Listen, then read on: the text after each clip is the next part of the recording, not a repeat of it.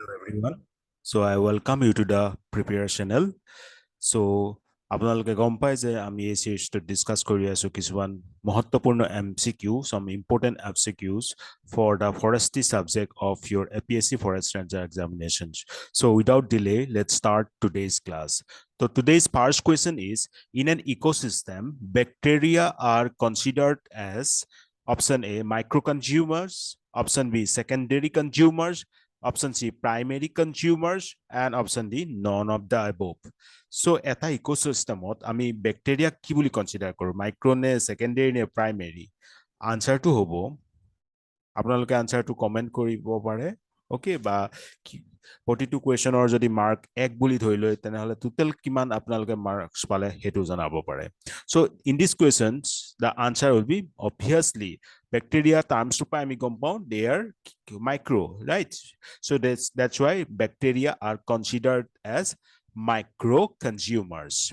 Next question, the rate at which light energy is converted into chemical energy of organic molecules is the ecosystems option gita sailog the jitu rate light energy convert hoy chemical organ mane energy loi ঠিক আছে হেতু কি বুলি কও আমি obviously option gitar pora answer to hobo D, that is gross primary productivity. I am repeating again, the rate at which light energy is converted into chemical energy of organic molecules is the ecosystem's gross primary productivity. Next question, biological equilibrium is found among producer consumers, option B, producers decomposers, option C, producers consumers and decomposers, and option D, producers and light. Biological equilibrium to ক'ত পোৱা যায়? Option কোনটো হ'ব? Obviously producers থাকিব লাগিব, consumers থাকিব লাগিব, আৰু decomposers থাকিব লাগিব, আৰু এই producer, consumers আৰু decomposers মাজতে এটা biological equilibrium থাকিব লাগিব. So option C is the right answer. Then next question, the pyramid of number around a tree will be option A, straight, option B, horizontal, option C, inverted, option D, indefinite. কোনটো হ'ব? আমাৰ এজোপা ট্ৰীৰ around আখে পাখে মানে আমাৰ এজোপা tree consider কৰি পেলাই যেটো আমি পিৰামিড অফ নাম্বাৰ পাম হেতু কি হ'ব? হেতু হ'ব ইনভাৰ্টেড। কিয়?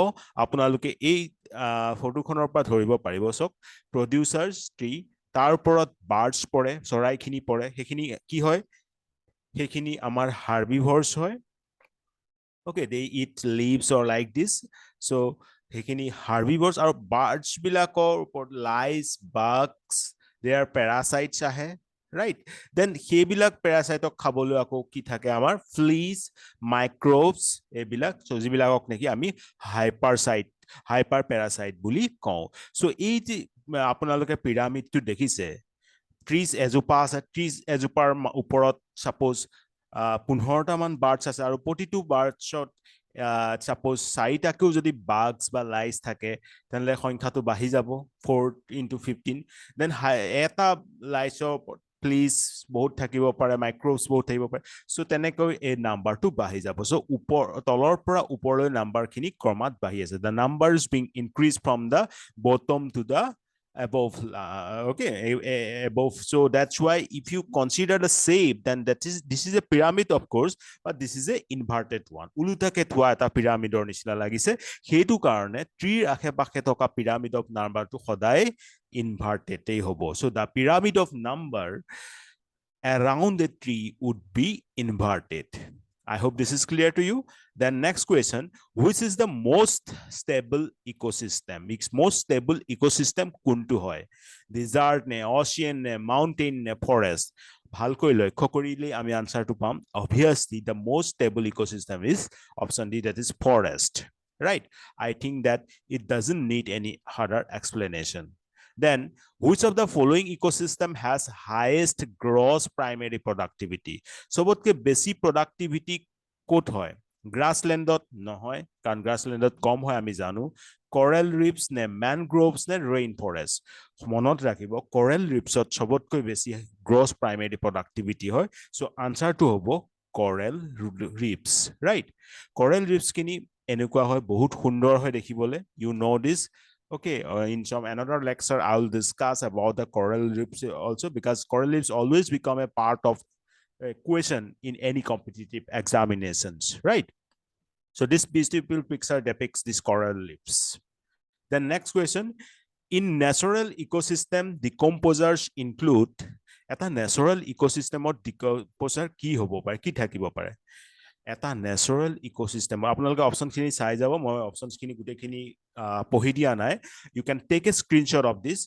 Okay, I'm discussing the most important one. So in a natural ecosystem, decomposers খিনি হ'ব bacteria আৰু fungi. Okay, or fungi, bacteria and fungi. So bacteria আৰু fungi decomposer, main decomposer থাকে, তাৰ ওপৰত আৰু বেলেগ কিবা কিবি থাকিব পাৰে, বাট এই দুটাটো থাকিবই থাকিব. So natural ecosystemৰ main decomposer হয় bacteria আৰু fungi. Bacteria এনেকুৱা গতে লাগে আমাৰ যদি আমি চাও মাইক্ৰোস্কোপিক, কাৰণ এটো এটা মাইক্ৰো হয়, ৰাইট? এটো ফাংগাই হয়, ৰাইট? এটা ডিফাৰেন্সটো আপোনালোকে ভালকৈ লক্ষ্য কৰিব পাৰিব. This is I am talking about micro, and this you can easily see this is কাঠফুলা, right? Okay, so কাঠফুলাটো আমি ভালকে দেখিবলৈ পাওঁ. কাঠফুলা খাই বহুত মানুহ মৃত্যুৰ মুখতো পৰে, because all the mushrooms are not eatable. Some contains poisons also. Okay, some are poisonous also. So this is the difference between bacteria and fungi. Then next question, in a terrestrial ecosystem such as forest, maximum energy lies in which topic level? সবতকে maximum energy কোনটো topic লেভেলত থাকিব? আমি জানো যে T1 ecological levels বিলাকক আমি কি বুলি কওঁ? টেৰেষ্ট্ৰিয়েল ইকোসিস্টেম বা যিকোনো ইকোসিস্টেমৰ ইকোলজিক্যাল লেভেল বিলাকক আমি ট্ৰপিক লেভেল বুলি কওঁ. ইয়াত maximum energy obviously T1 ত থাকিব. টেৰেষ্ট্ৰিয়েল লেভেল 1 ত থাকিব, ৰাইট? ট্ৰপিক লেভেল 1 ত থাকিব. So গম পালে, in a terrestrial ecosystem like forest, maximum energy lies in tropic level T1. Very important, you can mark it as star. The next question, in an ecosystem in abiotic components, which of the following occurs? Eta abiotic eta ecosystemot abiotic components bilakor mane eta ecosystemot ki hoy? Right? Option A, flow of energy. Option B, cycling of material. Option C, consumption of materials. And option D, flow of energy and cycling of materials. And the answer will be flow of energy and cycling of materials. যিকোনো ইকোসিস্টেমত আমাৰ সবতকৈ গুৰুত্বপূৰ্ণ বা important thing is that flow of energy and cycling of materials. So in this ecosystem also, the answer will be flow of energy and cycling of materials. Next question, which of the following has the largest amount of energy? সবতকৈ বেছি amount of energy ক'ত পোৱা যায়? Producers নে primary consumers নে secondary consumers নে disinfectants? Obviously the answer will be producer. Producers say সবতকৈ বেছি energy থাকে. We should not forget about it, right? Then যেতিয়া আমি ওপৰলৈ আহি থাকো 10% কম হৈ আহি থাকে, right? Next question, the term BioCoenosis was coined by whom? Tansley, Warming, Carl Mobius, SC Pandya. Answer is Carl Mobius proposed this term or coined this term BioCoenosis. Now we have to know what is this exactly. What is BioCoenosis, right? So BioCoenosis mane hoise it describes that interacting organisms living together in a habitat or biotope. কেনেকে অৰ্গানিজম বিলাকৰ মাজত এটা ইন্টাৰেকশন হয় হেতু বুজাবলৈ আমি এই BioCoenosis term to use কৰো. An ecological community may range in size from the very small community as like pond or a tea to the huge regional or global community as in a biome. BioCoenosis has different forms, right?